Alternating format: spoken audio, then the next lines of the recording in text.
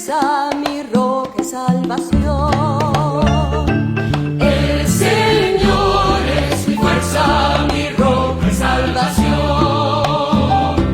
Tú me guías por sendas de justicia, me enseñas la verdad. Saludos amigos. Ya nos encontramos en el sexto domingo del tiempo ordinario. En este ciclo A, donde las hermosas lecturas que se nos van presentando nos invitan una vez más a esa reflexión, a esa interiorización de una manera de contrastar nuestra vida, nuestra realidad a la luz de la palabra de Dios. En este día del Señor, en este domingo, podemos reflexionar sobre una primera lectura tomada del libro del Eclesiástico, en el capítulo 15, del verso del 20 en adelante, donde encontramos conceptos como libertad, interioridad, decisión, que son ideas fundamentales que este libro nos invita a reflexionar, recordando que este es un libro de los llamados de la sabiduría, que nos van a enseñar la sabiduría humana, la sabiduría del hombre y de la mujer, que se dejan iluminar por la gran sabiduría de Dios, y que va a marcar la diferencia entre la manera de ver las cosas de nosotros y la manera como Dios enfoca la realidad. Y en este contexto sobre el misterio del pecado y del mundo y la libertad humana, van a ser algunos elementos que cotidianamente en este libro vamos a ir reflexionando. Y el problema se puede plantear como una respuesta al famoso origen del pecado y de la libertad y del mal que existe en el mundo. Cosa que en esta semana, en las lecturas diarias, vamos también reflexionando sobre esta temática a partir de la versión del Génesis de la creación del mundo. Y cómo al final de cada hecho que Dios realizaba, decía el autor del libro sagrado, y vio Dios que era bueno. Si Dios es bueno y Dios es misericordioso, ¿cómo explicamos nosotros la aparición del mal y el pecado en el mundo? ¿Acaso Dios es responsable del mal que experimentamos? El hecho de que el ser humano sea débil no es una desgracia ni una limitación creacional. La respuesta del autor de este libro, en este caso, es precisamente de que tenemos toda la libertad para elegir entre el agua y el fuego, entre la vida y la muerte, entre el bien y el mal, entre lo correcto y lo incorrecto. Esta tesis bíblica, que ya arranca desde el Génesis allá al inicio, la tenemos a la orden del día en la antropología y la psicología. Es verdad que muchas situaciones configuran nuestra sensibilidad. La historia familiar, de amistad, de fracasos, la psicología moderna, tienen ello mucho que enseñarnos, porque el ser humano también tiene una gran carga de su historia personal, de su familia, de su genealogía, de los valores y costumbres de que la familia anteriores han ido asumiendo. Y eso tiene mucho que enseñarnos a nosotros hoy en día, a partir también de los procedimientos y de las decisiones éticas y morales que debemos nosotros valorar. La afirmación de este autor es que Dios no obliga, no obstante, a pecar. Es decir, lo sabio es que el hombre tiene su interior una naturaleza buena, y vio Dios que era bueno. Don divino para elegir el bien y no el mal. Debemos pues elegir la integridad de la totalidad de nuestra existencia y de nuestras posibilidades, y desde ellas valorar con sabiduría que hemos sido creados, no para el mal, sino para el bien, porque eso es lo que Dios ha puesto en nuestros corazones. Ha sembrado la semilla del bien, y el mal ha entrado en el mundo por la envidia de Satanás y por decisiones irresponsables, caprichosas y pecaminosas de nosotros, los seres humanos. Y qué hermosa va a ser también el texto de hoy de la segunda lectura, que en estos domingos estamos leyendo de la primera carta a los Corintios, hoy en el capítulo 2, del 6 al 10. Y Pablo nos seguirá diciendo y señalando la gran sabiduría divina, el gran anuncio de la salvación del ser humano, que radica sobre todo en un Cristo crucificado, que es necedad para los griegos y es todo lo contrario a lo que implica sabiduría para los demás pueblos, sobre todo para los judíos. La sabiduría escondida es oro. Y la segunda lectura de la carta de hoy prosigue con el mensaje de esa gran sabiduría cristiana, la sabiduría del misterio divino, algo que no puede imponerse con la palabra fácil, ni siquiera con el raciocinio helenístico, que es algo muy apreciado todavía en el ámbito de la ciudad de Corinto. Esa sabiduría además se explica desde la cruz, desde el fracaso de quien más nos ha hecho admirar el misterio de Dios. Pero en este mundo domina el triunfo a costa de lo que sea. El buen vivir, aunque al final todo lo que piensan se encuentren con las manos vacías. Pablo sabía que tenía en contra todo ese mundo sabio y entendido al anunciar el misterio de Dios, pero se atreve con ello y así lo hace ver a su comunidad. Sabe que lo que anuncia tiene su peso en oro, pero no reluce ante el mundo. Pablo siente que los sabios de este mundo, bien paganos o bien religiosos, le podían reprochar a los cristianos. De hecho, le increparon. ¿Qué sabiduría es la vuestra que os fiáis de un hombre crucificado? ¿Qué sabiduría es esa que niega al hombre ser libre y hacer lo que le plazca? Pero el apóstol ha dicho y nos sigue diciendo: no se avergüencen por ello. Está convencido de que el cristianismo tiene una sabiduría, la sabiduría de su Dios, que es misteriosa, escondida, contradictoria. De ahí que algunos le preguntarán a usted y a mí: ¿por qué los cristianos hacemos la señal de la cruz? ¿Por qué la cruz?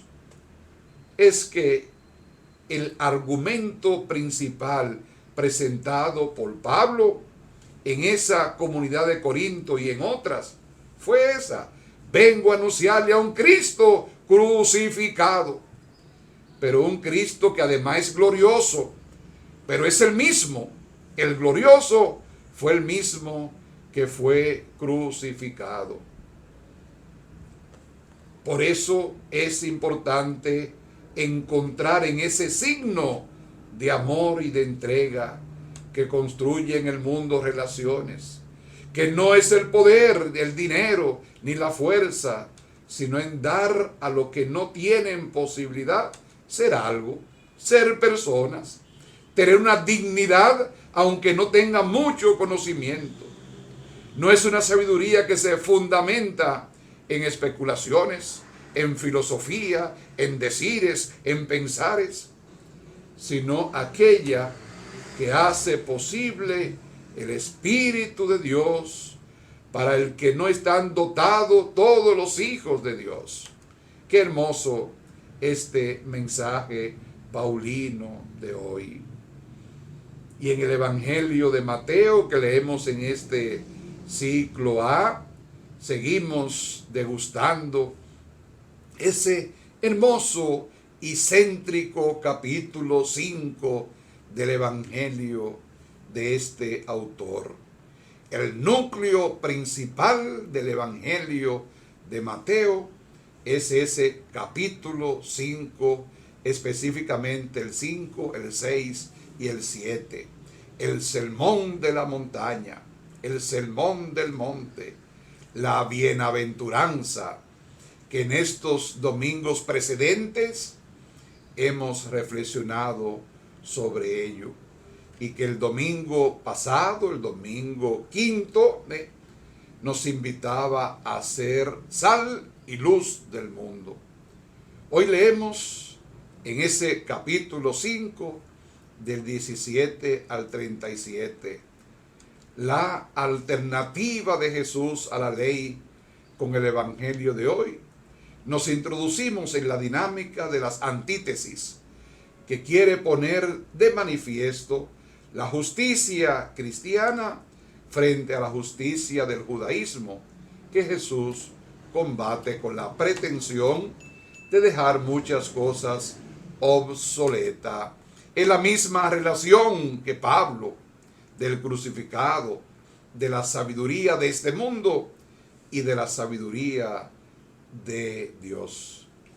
Este domingo y el próximo iremos leyendo esto, y uno de los difíciles elementos del sermón de la montaña también comenzamos a leerlo hoy. Estamos ante una de las partes más significativas del sermón de la montaña, que tiene con su correspondencia en lo que Lucas también en el capítulo 6 nos presenta como paralelo. Sabemos que Jesús no pronunció este discurso fragmentado, sino que fue todo un conjunto de enseñanza, y que de manera didáctica Lucas y Mateo han agrupado en su evangelio, y que la iglesia cada domingo nos va dosificando este mensaje evangélico tan central para la vida de los creyentes. Son fuentes distintas y comunes que ambos evangelistas ponen en este evangelio. Mateo, en el caso que nos ocupa hoy, encontramos un material muy específico, como son las famosas antítesis, de las que en este caso se nos ofrecen 4. Esta de hoy no la encontraremos en el texto de Lucas, por lo que pienso que es un material que no podemos identificar ni dejar tampoco aislado. En este evangelio se apunta claramente a la praxis cristiana, en contraste con la praxis judía, tal como lo necesita o lo entiende la misma comunidad de Mateo, que no puede desprenderse de las raíces, aunque este sea ya un judaísmo verdaderamente cristiano, judíos conversos.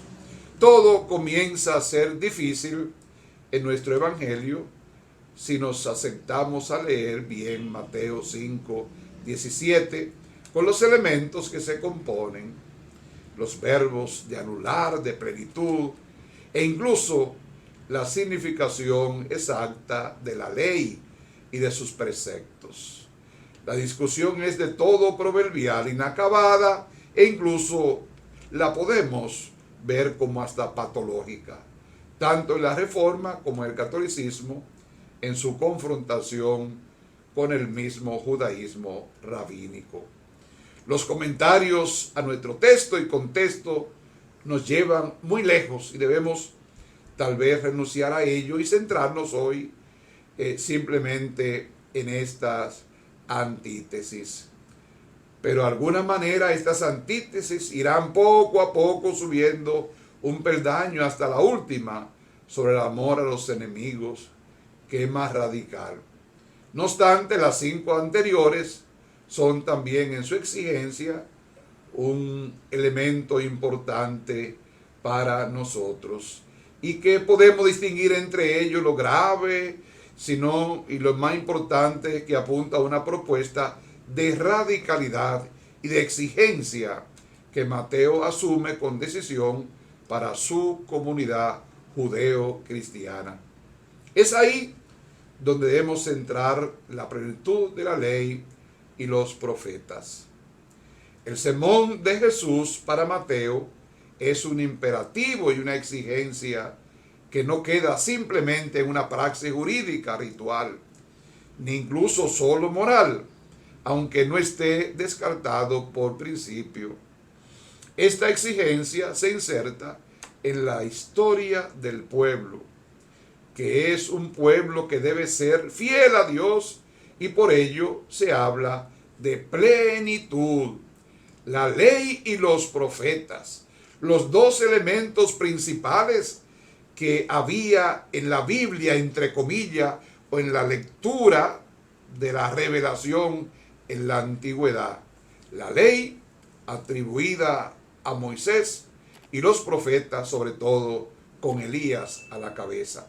No son simplemente dos partes, sino son las partes esenciales de la Biblia. Y debemos entenderla como la historia de Dios con su pueblo, que se debe llegar a la plenitud de la justicia y más concretamente de la gracia, que es un elemento muy interesante. El quedar en la ley, nosotros seríamos simples exigencias rituales o morales. Si fuera así, volveríamos a caer en un judaísmo que tendría poco que ver con la alternativa que hoy nosotros podemos vivir, y con la ética de Jesús, que es la ética revolucionaria del amor y de la gracia. Es decir, para Mateo, entender esto de la tilde es símbolo de lo pequeño, pero la ley todavía se venera y se asume en la comunidad de Mateo, pero se está dando un giro decisivo, porque en la reflexión de Mateo ya se sabe que Jesús no se queda simplemente en los preceptos del Antiguo Testamento, ni en la Torá judía, ni los profetas solamente. Deja de tener sentido, porque Jesús era un judío y no cambia Dios ni de exigencias fundamentales frente a la maldad y al sinsentido de la vida y la religión. Es lo que deberíamos entender por encima de todo. La religión de la ley y los profetas llega a su plenitud si pensamos, sentimos como Jesús pensó y actuó. Como profeta de Galilea, si nos ocurriera interpretar en sentido fundamental que la ley y los profetas tienen vigencia para Jesús en sus pormenores, entonces deberíamos desleer, por decirlo de una manera, el Evangelio mismo y la historia de Jesús de Nazaret. Por tanto, plenitud ética, pero más que eso, es plenitud en la fidelidad a Dios, al Dios de la ley y los profetas, que según realiza con su vida y entrega, con su mensaje radical sobre el reino que ha llegado, o mejor, que ya está presente en la persona de Jesús. Si nosotros nos fijamos concretamente en la antítesis, la primera, capítulo 5, 21, 26, nos habla de matar, entre comillas, pero en realidad, desde el punto de vista formal, son 3 elementos de uno. Matar encolerizándose, contra el hermano. Adversario, juicio. La radicalidad pues se da en que matar a alguien es un infierno, pero se comienza a matar de muchas formas y de muchas maneras, aunque no sea permitido establecer una coordinación de los tres momentos del conjunto. Consideramos que lo pequeño y lo grande, la tilde de la ley y de la vida, forman un tejido en el comportamiento de la sociedad que la moral o la religión no pueden desatender. En este caso, plenitud es no hacer real la maldad a nadie, ni dejar espacio en nuestro corazón a la ira, ni tener adversario en tribunales, ni a la hora de practicar la religión, porque todo eso nos aparta de la bienaventuranza que han abierto el Sermón de la Montaña y que hace un par de domingos meditábamos. La segunda de esas antítesis en el capítulo 5, 27, 30 nos habla del adulterio. Sabemos que este tema tiene su paralelo en Mateo 9, 43, 47 y otros. Es tan importante este propósito por cual forma parte de esta antítesis del Sermón de la Montaña.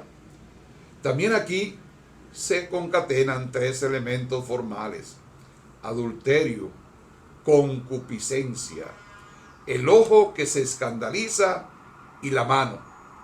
Estamos hablando de algo que afecta al matrimonio y a la familia como bases fundamentales de la sociedad y de la sociedad judía, y también hoy en día de nuestra propia sociedad.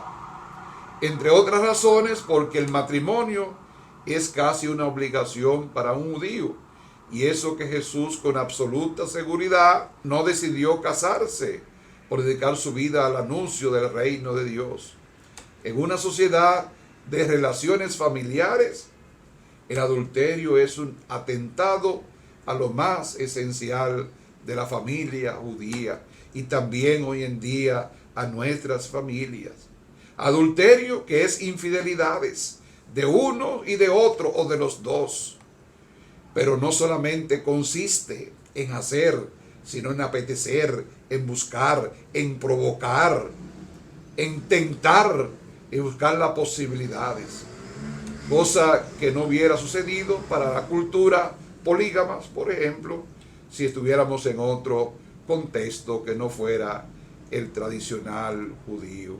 Porque esto también lleva a la moral, y la moral tiene mucho de antropología cultural. Por lo mismo, la radicalidad debemos aplicar con el mismo criterio que hemos señalado en matar, aunque la diferencia sea grande.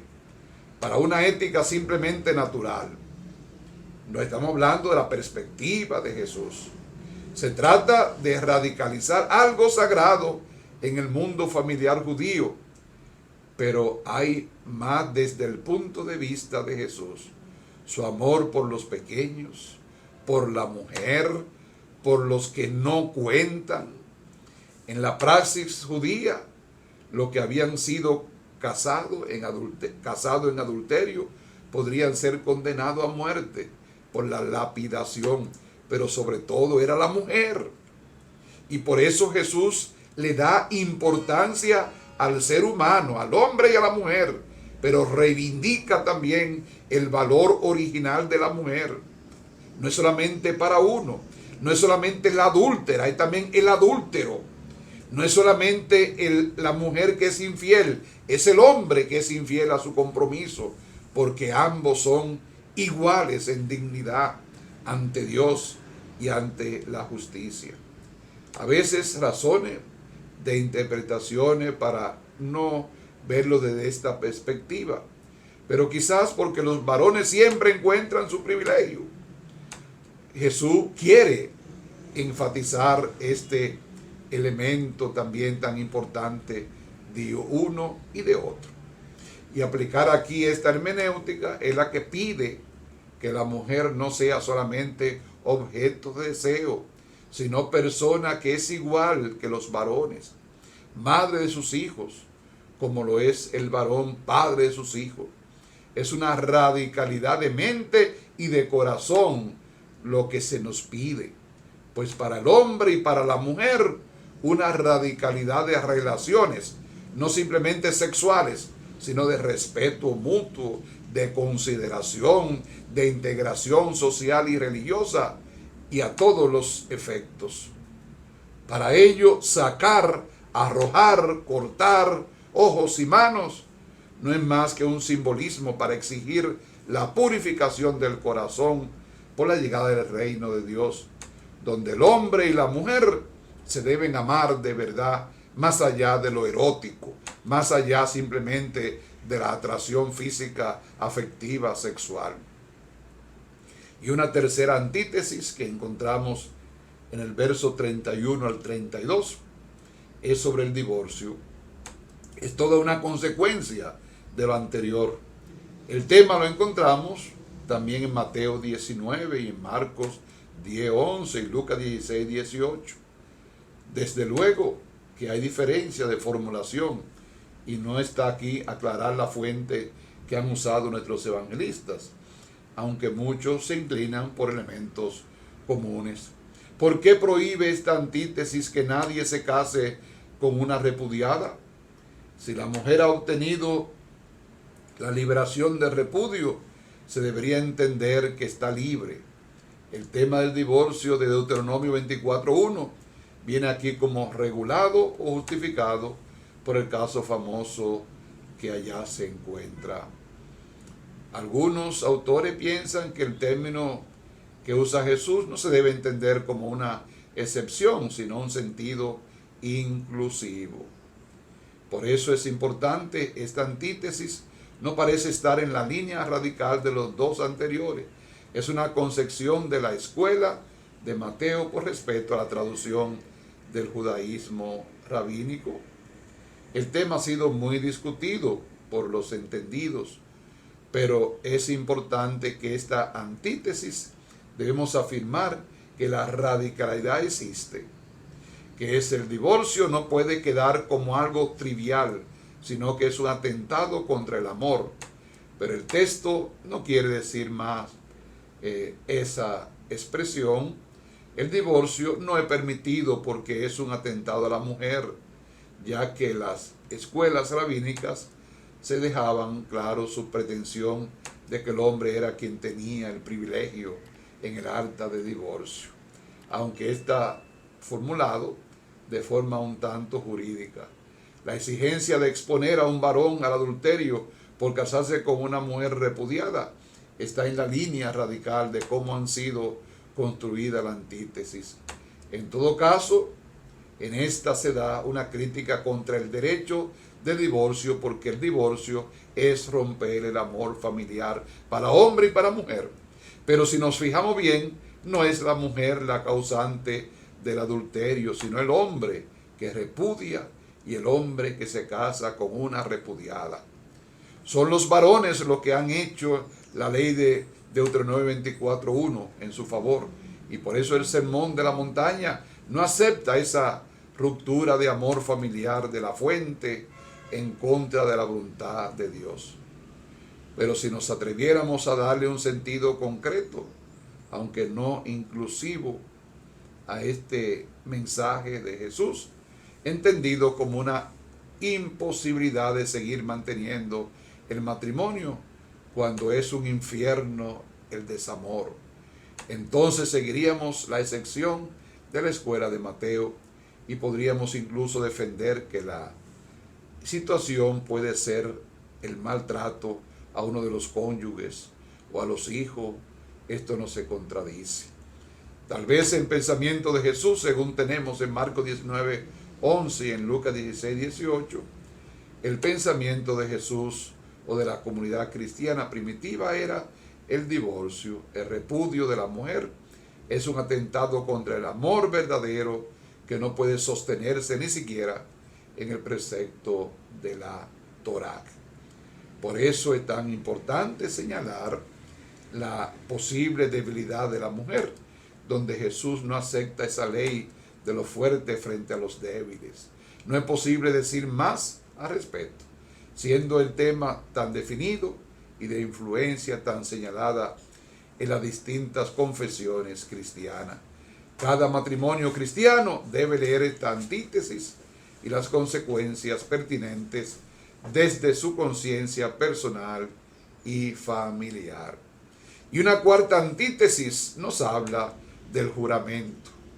Debemos reconocer que se trata de un texto espinoso y sorprendente, hasta el punto que el análisis puede ser también contradictorio. Entender que no jurar en falso no es propio de los seguidores de Jesús. Encontramos un texto sobre ello en Santiago 5:12. No se debe jurar ni por Dios, ni por los hombres, ni por uno mismo. El juramento no es una buena actitud ni conducta del cristiano. La verdad o la mentira resplandecen por sí sola. Es verdad que se quiere subrayar que la justicia cristiana no puede estar engolfada en la mentira, pero como la antítesis tiene varios circunloquios, respetando a Dios, el cielo y el templo como presencia de Dios, lo que se condena es apoyar la mentira en Dios. Es una antítesis por la que se intenta poner de manifiesto que Jesús exige la veracidad humana, cristiana, espiritual, pero va mucho más allá de ello. Con ello se quiere poner en evidencia una costumbre muy entendida en la antigüedad sobre el juramento. Alguna gente que juraba en falso, alguna gente que juraba por Dios, alguna persona que no tenían claro cuándo decir sí o no. Y el cristiano tiene que ser radical en esto. Debe aprender a decir que sí y debe aprender a decir que no. Debe aprender a decir que se equivocó, debe aprender a decir que no está de acuerdo con tal situación que se presente. El cristiano tiene que siempre ser una persona veraz. El juramento no es propio de los cristianos, no se acostumbra, y Jesús también lo expresa en este texto de Mateo que hoy hemos escuchado. Ojalá que nosotros podamos también seguir en nuestras vidas entendiendo bien claro este pensamiento de Jesús en contra de los pensamientos que el mundo nos presenta, y muchas veces incluso en contra de lo legislado por el mundo, porque los planes de Dios son diferentes a los planes de nosotros. Los caminos del Señor son diferentes a nuestros caminos. Que durante esta semana relativa al 6º domingo del tiempo ordinario, sigamos construyendo el reino de Dios y entendamos que Dios es nuestra fuerza y nuestra salvación. Feliz domingo para todos. El Señor es la fuerza de su pueblo.